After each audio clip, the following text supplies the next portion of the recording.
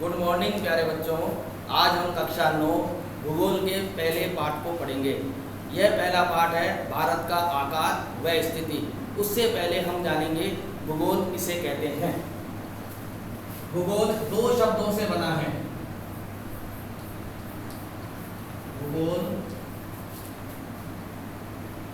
दो शब्दों से बना है। पहला है भू यानी पृथ्वी, दूसरा है गोल यानी उसका आकार कैसा है, गोलाकार। तो हम समझ गए कि भूगोल दो शब्दों से बना है। पहला भू यानी पृथ्वी, गोल यानी गोलाकार। अब भूगोल के जनक किसे माना जाता है? तो भूगोल के जो जनक हैं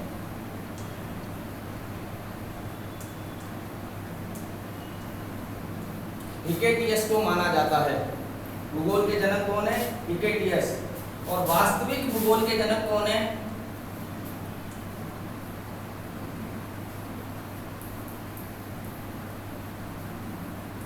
वास्तविक भूगोल के जनक हैं इरिटोस्थनीज।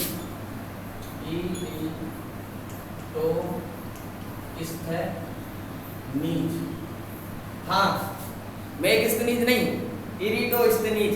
मेगस्थनीज भी यूनानी है, एक इतिहासकार हैं। उन्होंने इंडिका नामक पुस्तक लिखी। लेकिन ये क्या है? एक भूगोलविद्ता है और इन्होंने भूगोल को वास्तविक रूप दिया। इनके द्वारा अगर हम भूगोल की कई परिभाषा लिखें तो हम लिख सकते हैं भूगोल वह शास्त्र है जिसके द्वारा पृथ्वी के स्वरूप और उसके प्राकृतिक विभागों जैसे नदी, पहाड़, समुद्र, झील, वन, नगर आदि का ज्ञान हो। तो हम जानते हैं कि भूगोल से क्या करते हैं? पृथ्वी के ऊपरी आवरण और पृथ्वी के बाकी प्राकृतिक विभागों का अध्ययन करते हैं। हम जानते हैं कि मानव एक विवेकशील प्राणी है। वह खगोल, पिंडों की गति और पृथ्वी की होने वाले हलचल, आंतरिक, नदी, पहाड़, प्राकृतिक विभागों के बारे में प्रारंभ से ही जानना चाहता था। और उसके जानने के लिए उसने जो प्रयास किया वो सारा प्रयास भूगोल के अंतर्गत आता है। इसको आप लिख लीजिए, मैं आपको थोड़ा समय दे रहा हूँ।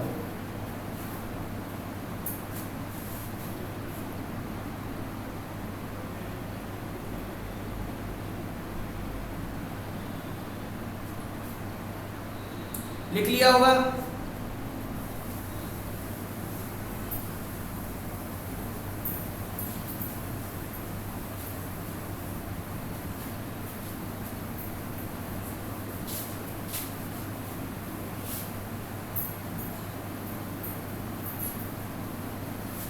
तो आपको मालूम चल गया भूगोल के जनक है हिकेटियस और भूगोल के वास्तविक जनक है इरेटोस्थनीज। ये यूनानी है। हाँ, ये एक संयोग है कि हिस्ट्री के जनक भी यूनानी है, हेरोडोटस, और भूगोल के जनक भी यूनानी है।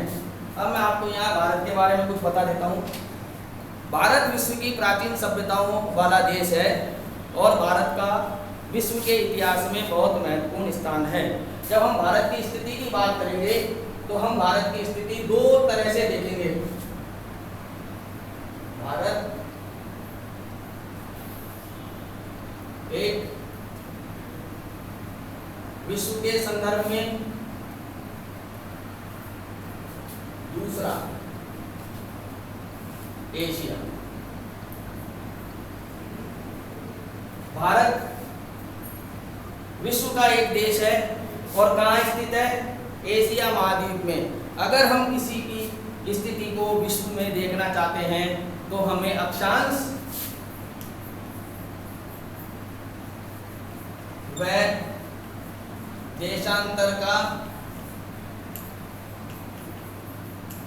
ज्ञान होना चाहिए। विश्व के नक्शे में या ग्लोब पे अगर हम किसी स्थिति को देखते हैं तो उसके लिए हम अक्षांश और देशांतर का ज्ञान हमें होना चाहिए। एशिया के संदर्भ में हम इतना लिख सकते हैं कि कि भारत एशिया के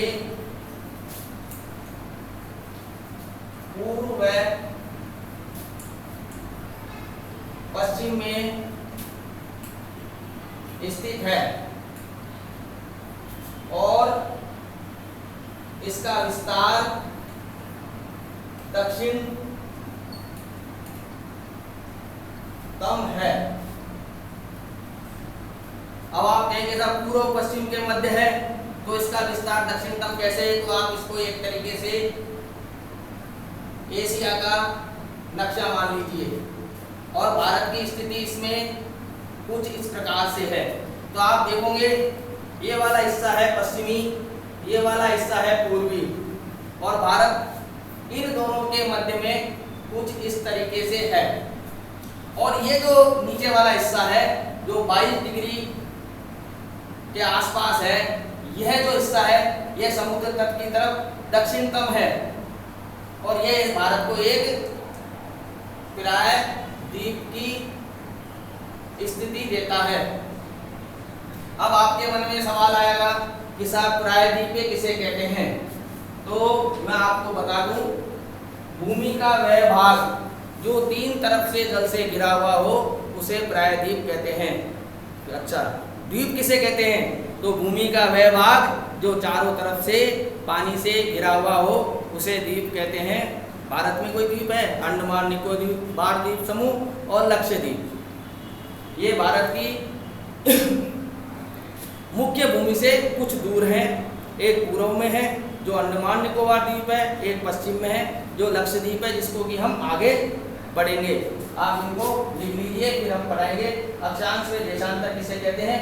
उसके बाद आपको भारत की स्थिति विश्व के संदर्भ में समझ में आएगी। एशिया के संदर्भ में मैंने आपको बता दी है। लिख लो फटाफट।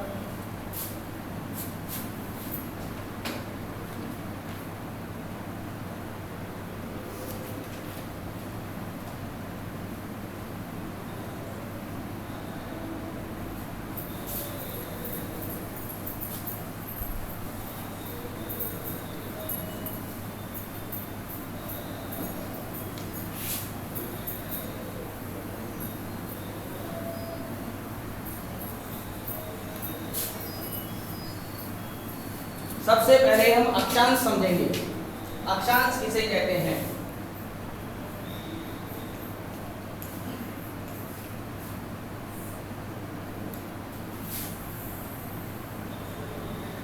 इसे आप अपनी पृथ्वी मान लीजिए और इसके बीचों बीच से 0 डिग्री एक रेखा निकलती है जिसे हम भूमध्य रेखा कहते हैं।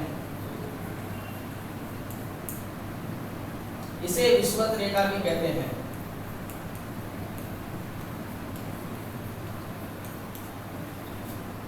भूमध्य रेखा या विषुवत रेखा के समांतर खींची गई रेखाओं को हम अक्षांश कहते हैं। समांतर का मतलब है साथ साथ, इस तरीके से।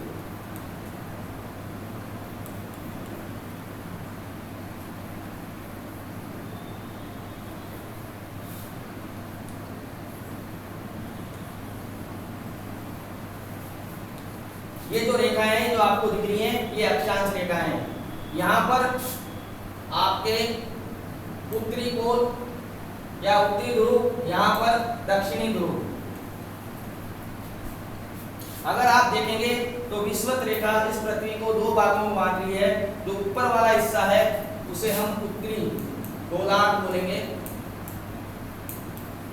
और नीचे वाले हिस्से को हम दक्षिणी गोलार्ध बोलेंगे। अब आपके समझ में आ गया उत्तरी गोलार्ध और दक्षिणी गोलार्ध। गोलार्ध मतलब गोले का आधा। गोलार्ध का मतलब क्या है? गोले का आधा। इसका मतलब वृत्त का आधा भाग। अगर आप ध्यान से देखेंगे तो यह पृथ्वी को बीचों बीच से 2 भागों में बांट रही है। क्या यह वास्तविक रेखा है? नहीं बच्चों, यह एक काल्पनिक रेखा है। और हम जितनी भी रेखाएं खींच रहे हैं ये सब क्या है? काल्पनिक है। वास्तविकता में इनका कोई लेना देना नहीं है। अच्छा, आप कर्क रेखा के बारे में जानना चाहते हैं? तो 23.5 डिग्री उत्तर में कर्क रेखा, इधर यहाँ 23.5 डिग्री दक्षिण में मकर रेखा, यहाँ पर 66.5 डिग्री पर आर्कटिक रेखा, यहाँ पर नीचे 66.5 डिग्री पर अंटार्कटिक रेखा। ठीक, अब आप जानना चाहेंगे कि अक्षांशों की संख्याएं कितनी होती हैं, तो मैं आपको बता दूं अक्षांशों की संख्याएं हम दो प्रकार से देखते हैं। पहला है कितनी अक्षांश रेखाएं हैं, कितनी अक्षांश रेखाएं हैं। तो यहाँ आपका जवाब होगा 179, 179। तो आपको यहाँ 90, यहाँ 90, तो फिर ये 179 कैसे हुए? तो भूमध्य रेखा सहित हम जब इन सबको गिनते हैं तो ये टोटल होती है 181। 90 प्लस 90, 90 प्लस 90, 180 प्लस भूमध्य रेखा 181। लेकिन ये उत्तरी ध्रुव और दक्षिणी ध्रुव क्या है? दो बिंदु हैं, यहाँ पर कोई भी रेखा नहीं है, इसलिए हम रेखाओं की संख्या कितनी करते हैं? 179। लेकिन जब हम अक्षांश बिंदुओं की बात करते हैं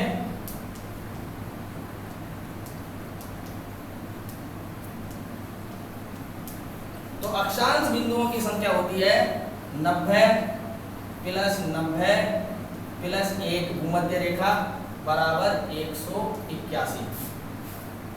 अब आप कहेंगे कि अक्षांश की परिभाषा क्या हुई? तो आप पहले ये उतार लीजिए, फिर मैं आपको अक्षांश की परिभाषा दिखाऊंगा।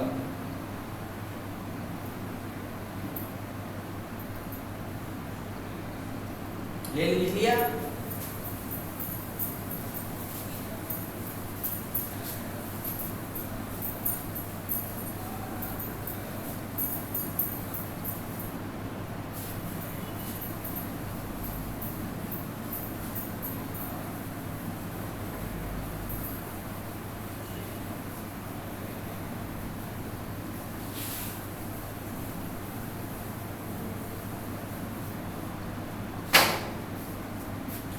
तो अक्षांश की परिभाषा हो गई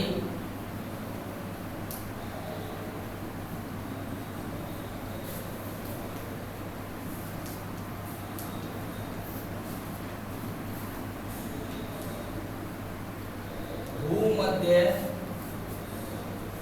रेखा के समांतर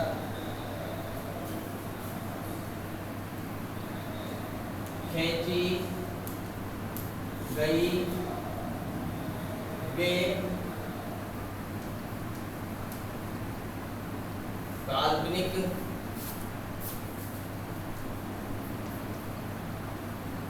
रेखाएं जो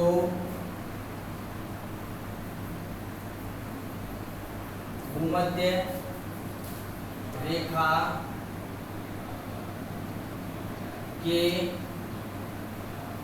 उत्तर व दक्षिण भूमध्य रेखा को उत्तर व दक्षिण कोणात्मक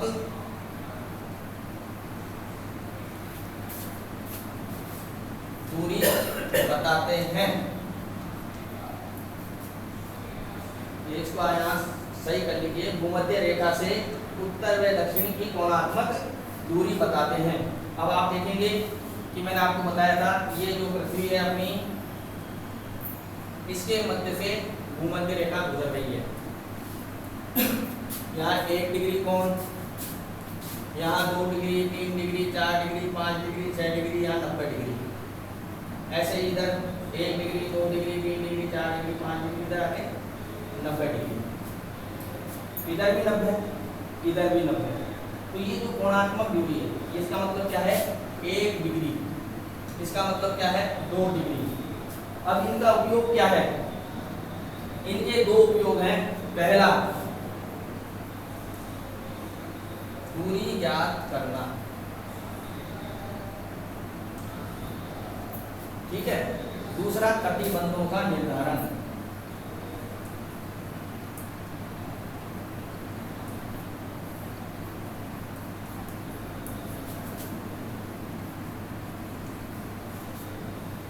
कटिबंधों का निर्धारण, दूरी कैसे ज्ञात करें? अगर हम किसी भी स्थान की दूरी अगर ज्ञात करना चाहते हैं तो हम किसका काम में लेते हैं, अक्षांश रेखाओं को।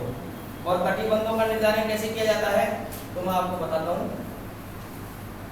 यह है 1 डिग्री, ये तो है 0 डिग्री और ये है 1 डिग्री। इन दोनों के जो बीच का स्थान है उसे हम क्या बोलते हैं, कटिबंध। उसे ही हम क्या बोलते हैं, कटिबंध। ये इसका निर्धारण करता है। दूसरी क्या है, दूरी ज्ञात करना। अगर आपको किसी भी क्षेत्र की दूरी ज्ञात करनी है तो आप उसकी कैसे ज्ञात करेंगे, दो जो अक्षांश रेखाएं हैं उनके जो बीच की दूरी है वो है 111 किलोमीटर। कितनी है बेटा, 111 किलोमीटर। लेकिन यहाँ जानने वाली बात है कि जैसे जैसे हम कम अक्षांशों से उच्च अक्षांशों की तरफ जाएंगे वहां पर यह दूरी बढ़ती हुई जाएगी। लेकिन उस दूरी को हमने औसत ले लिया है और वो औसत क्या है, 111 किलोमीटर। तो मैं बाद में आपको इसके बारे में और बताऊंगा। अभी हम पढ़ेंगे देशांतर और उससे पहले पढ़ेंगे कि अगर हम उच्च अक्षांशों की तरफ जाते हैं तो हमें क्या क्या देखने को मिलता है। इसको उतारना चाहो उतार लो, 1 सेकंड का समय।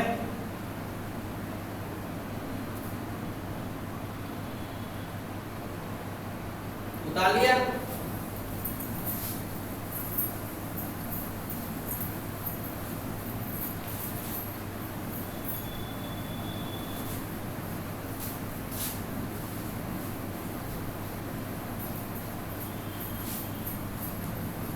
अब हम वापस इसको करेंगे। अब क्या देखेंगे हम, अक्षांशों से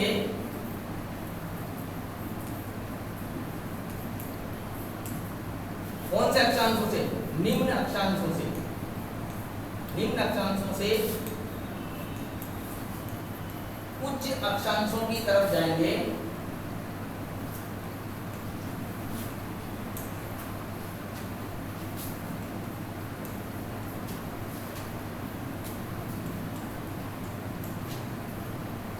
तो हमें क्या स्थिति देखने को मिलेगी।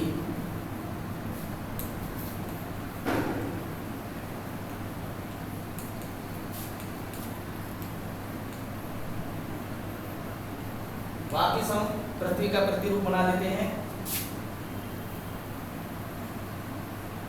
वापिस हम भूमध्य रेखा बना लेते हैं। यहाँ 0 डिग्री, यहाँ 23.5 डिग्री, यहाँ पर 66.5 डिग्री और यहाँ पर 90 डिग्री।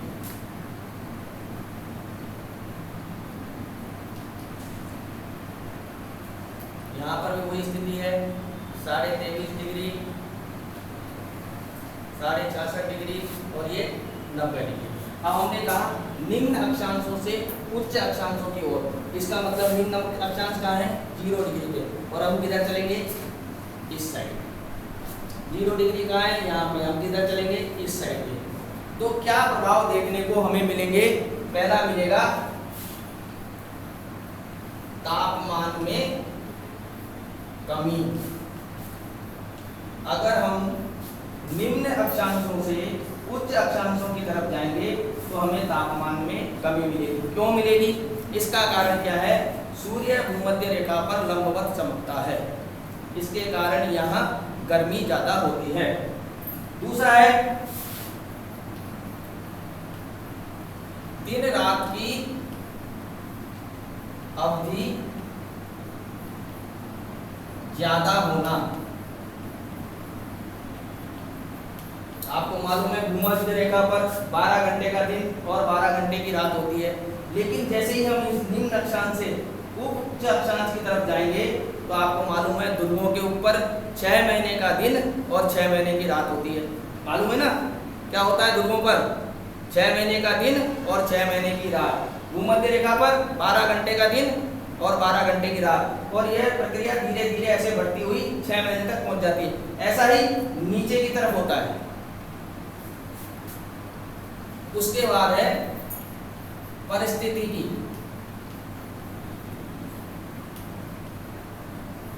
इसका मतलब है जैसे जैसे हम ऊपर की ओर जाएंगे परिस्थिति की और जैव विविधता,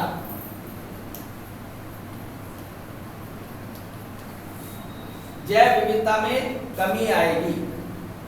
जैसे आपको मालूम है ध्रुवों पर बर्फ ही बर्फ रहती है, वहां पर बहुत कम कोई वनस्पति मिलती है, और यहाँ पर इस साइड में ज़्यादातर वनस्पति हमें देखने को मिलती हैं।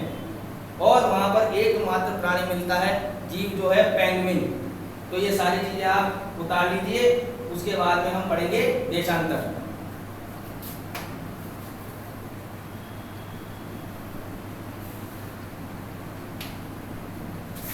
उतार लिया?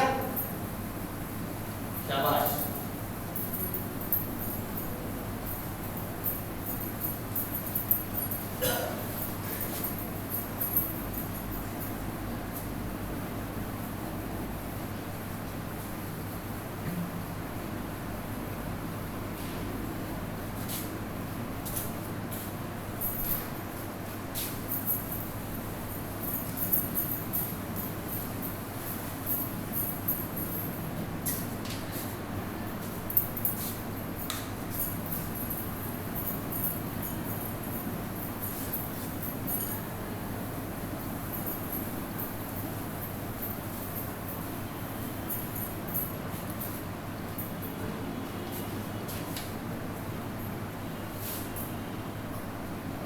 देशांतर ये क्या होती है? फिर हम पृथ्वी का नमूना बनाएंगे।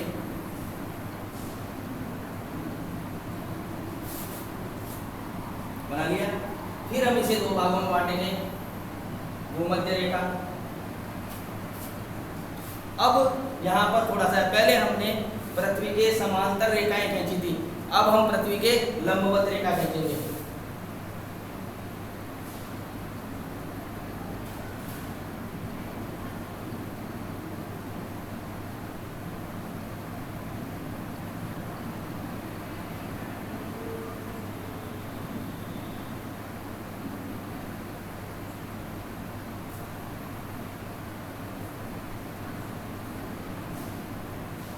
यहाँ पर 0 डिग्री, इसे बोलते हैं हम भूमध्य रेखा।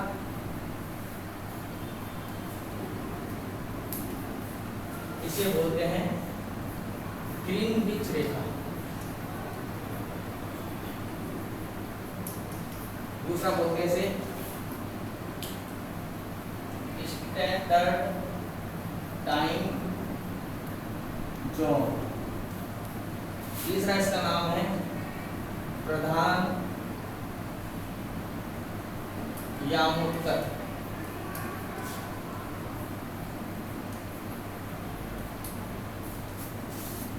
तो ये रेखा क्या काम आती है? जो ग्रीनविच रेखा है यह लंदन के नहीं ब्रिटेन के ग्रीनविच शहर से गुजरती है। इसका नाम क्या है? ग्रीनविच रेखा। यह क्या काम आती है? ये पूरे संसार में समय निर्धारण के काम आती है। अब हम पढ़ेंगे पहले देशांतर की परिभाषा, और उसके बाद फिर हम डालेंगे कि भाई ये टाइम का निर्धारण किस प्रकार करती है। तो देशांतर क्या हुआ? भूमध्य रेखा के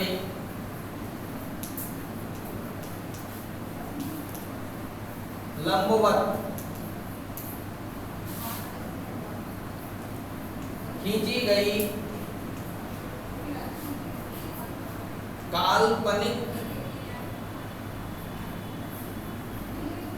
रेखाएं जो भूमध्य रेखा की पूर्व से पश्चिम की कोणात्मक दूरी बताती है। इसको आप लिखो, फिर मैं आपको आगे बताऊंगा।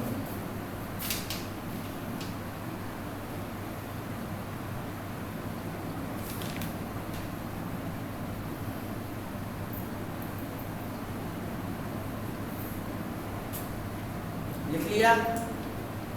आगे चलें।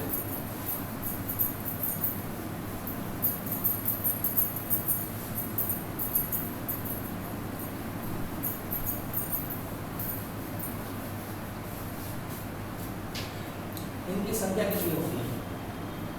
तो आप ये देखेंगे कि ये जो है एक घड़ी मान लीजिए इसे आप, और घड़ी की सुई अपना एक चक्कर पूरा करने में कितना डिग्री के कोण बनाती है? कितने डिग्री के कोण बनाती है? या वृत्त के कोण कितने होते हैं? वृत्त के संपूर्ण कोणों का योग कितना होता है? 360।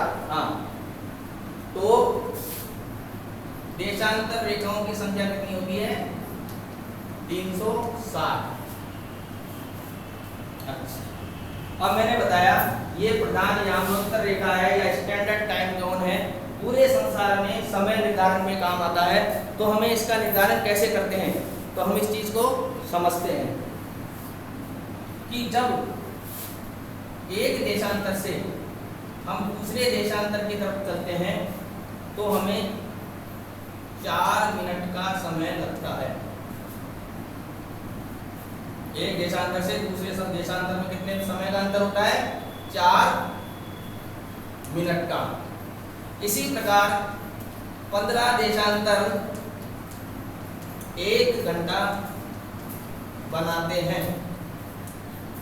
यहाँ जो एक बात आपको देखने की है कि मैं आपको बता दूं, थोड़ा सा इसको मिटा देता हूँ, वापस लिख लेंगे, लेकिन आपके समझने की एक बहुत बढ़िया चीज है।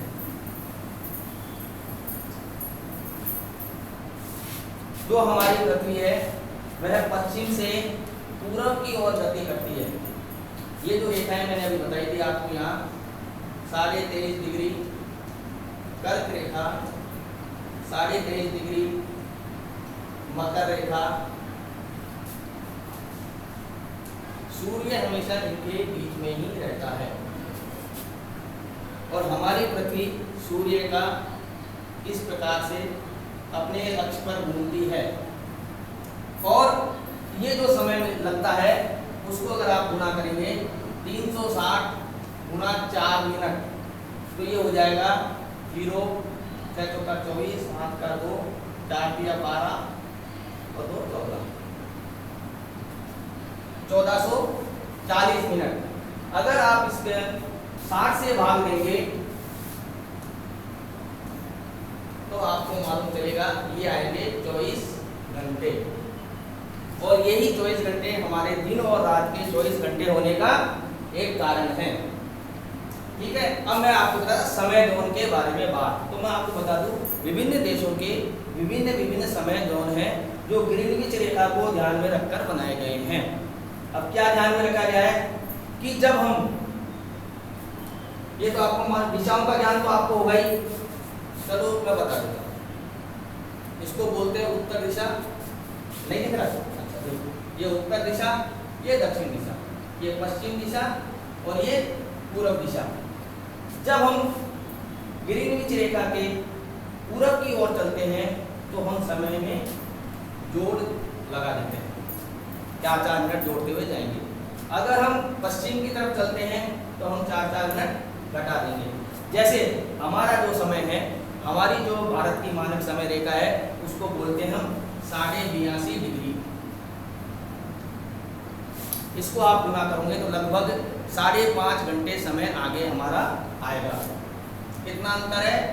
5 घंटे 30 मिनट का।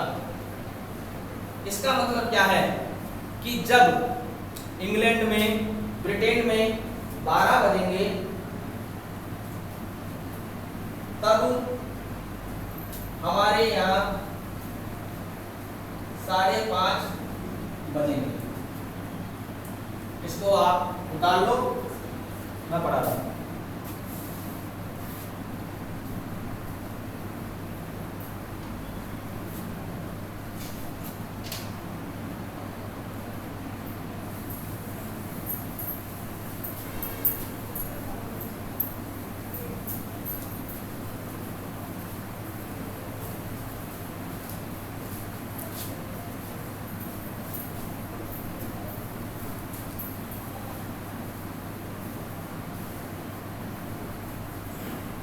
अब हम भारत की स्थिति देखेंगे अक्षांश व देशांतर के रूप में।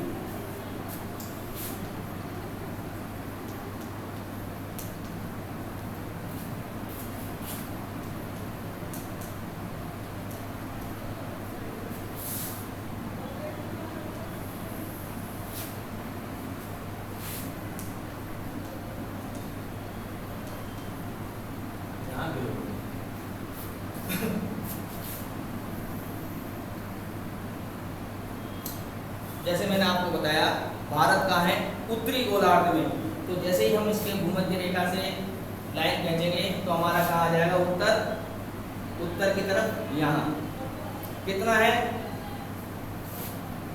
8 डिग्री 4 मिनट से 8 डिग्री 4 मिनट, और उसके ऊपरी बिंदु क्या है 37 डिग्री 6 मिनट। इसका मतलब क्या है, ये भूमध्य रेखा है, हम उत्तर में हैं, तो यहाँ पर करीब ये भारत की स्थिति होगी। यही बात अगर हम देशांतर में करते हैं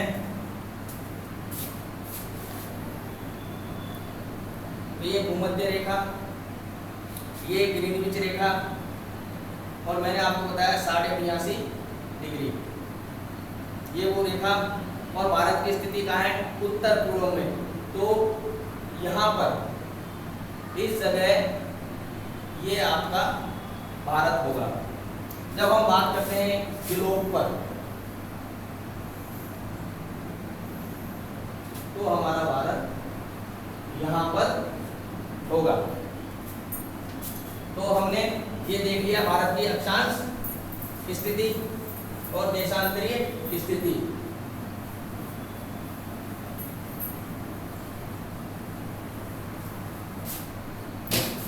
अब हम इनको लिख लेते हैं अक्षांशीय विस्तार 8 डिग्री 4 मिनट से 37 डिग्री 6 मिनट तक।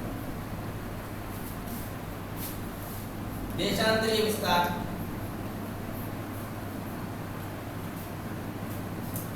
68 डिग्री 7 मिनट से 97 डिग्री 25 मिनट। अब आप देखेंगे, बहुत एक ध्यान से देखो आप, तो आपको मालूम चलेगा कि लगभग 30 अक्षांश और 30 देशांतरों का अंतर है। अब हम जब उत्तर से दक्षिण की भारत के विस्तार की बात करेंगे अभी, और पूर्व से पश्चिम के विस्तार की बात करेंगे, जब तक आप इन दोनों को उतार लीजिए। उतार लिया?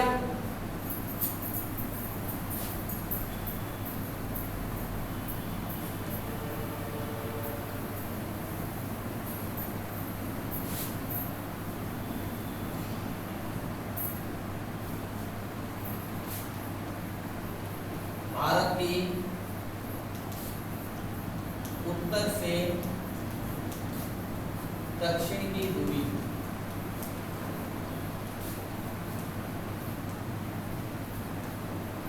3214 वर्ग किलोमीटर।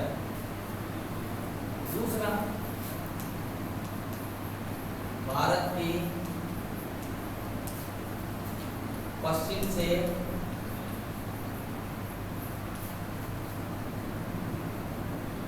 पूर्वी दूरी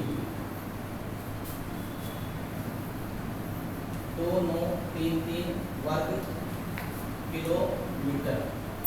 जब इसको आप इन दोनों चीज़ों को ध्यान से देखेंगे तो आपको एक चीज़ समझ में आएगी कि भारत का जो विस्तार है वह उत्तर से दक्षिण की तरफ ज़्यादा है और पूरब से पश्चिम की तरफ कम है। तो कितना कम है? तो यह लगभग है 281 वर्ग किलोमीटर कम है। अब हम बात करेंगे भारत के उत्तरतम बिंदु, दक्षिणतम बिंदु, पूर्वी बिंदु और पश्चिमी बिंदु। ये भारत की सीमा पर सबसे उत्तरी क्षेत्र कौन सा है, सबसे दक्षिणी क्षेत्र कौन सा है, सबसे पूर्वी क्षेत्र कौन सा है और सबसे पश्चिमी क्षेत्र कौन सा है।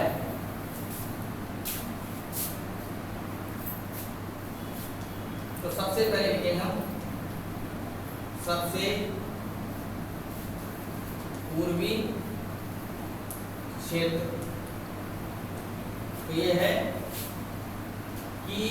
P2, कहाँ पे है? अरुणाचल प्रदेश में। सबसे पूर्वी बिंदु कौन सा है? P2 कहाँ है? अरुणाचल प्रदेश में।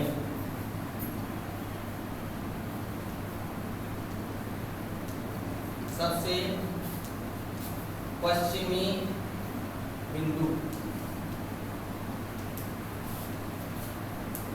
गोहरमाता कहाँ पे है?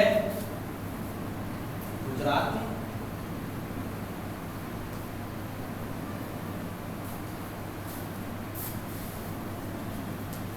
सबसे उत्तरी बिंदु कहाँ पे है? कौन सा है? सबसे पहले तो लिखो इंदिरा कौर। हाँ, इसको याद करने का तरीका है कि जब हमें क्या होता है, टावर नहीं आता तो हम क्या करते हैं? ऊपर की तरफ चढ़ जाते हैं। तो उत्तर क्या है? हमारे ऊपर की तरफ है। तो इसको इस तरीके से याद कर लो। कहाँ पर ये ऊपर कहाँ हुआ? जम्मू कश्मीर में।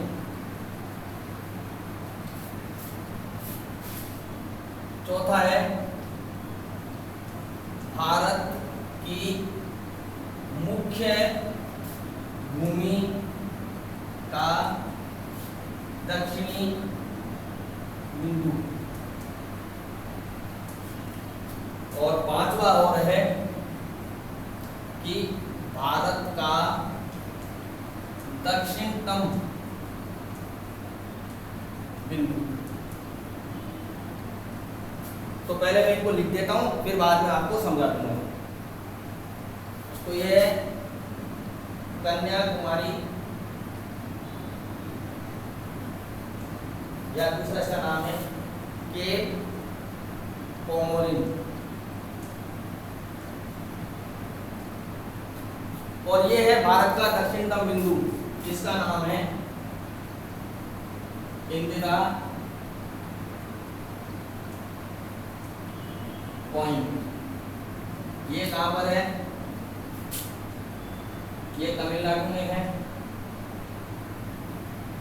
और ये कहाँ पर है? ग्रेट निकोबार में। कहाँ पर है? ग्रेट निकोबार में।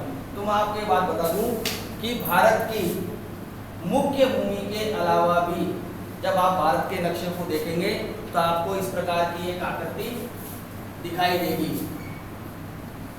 इस आकृति के पूर्व में है बंगाल की खाड़ी, पश्चिम में है अरब सागर। यहाँ पर हमारे दो द्वीप समूह हैं।